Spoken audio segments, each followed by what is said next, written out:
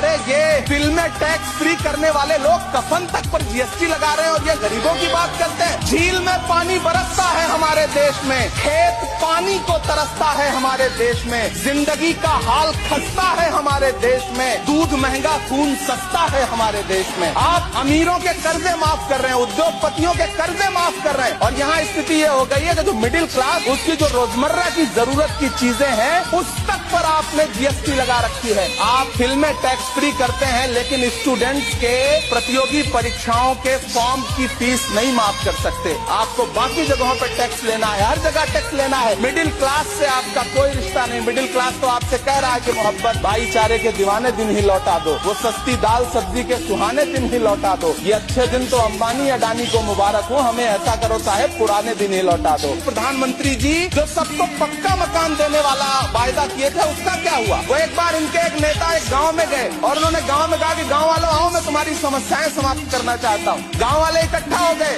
नेताजी ने गांव वालों से कहा बताओ तुम्हारी 2 समस्याएं बताओ, मैं दोनों समस्याओं का यहीं पे समाधान करूंगा। तो गांव वालों ने कहा साहब हमारी पहली समस्या है कि हमारे यहाँ कोई हॉस्पिटल नहीं है। तो नेताजी ने मोबाइल निकाला, कहीं फोन मिलाया और मिला के फोन पे पता नहीं क्या कुछ कहा कि यहाँ गांव में हॉस्पिटल नहीं है, हॉस्पिटल तुरंत यहाँ हॉस्पिटल चाहिए। गांव वाले खुश हो गए कि 1 मिनट में यहाँ हॉस्पिटल आ रहा है। अगली समस्या के बारे में उन्होंने नेताजी ने गांव वालों से कहा कि मैंने आपकी पहली समस्या समाप्त कर दी, दूसरी समस्या बताओ। तो गांव वालों ने कहा साहब इस गांव में कोई भी मोबाइल का नेटवर्क ही नहीं है। ये है इनके काम करने का तरीका, ये है झूठ बोलने का तरीका।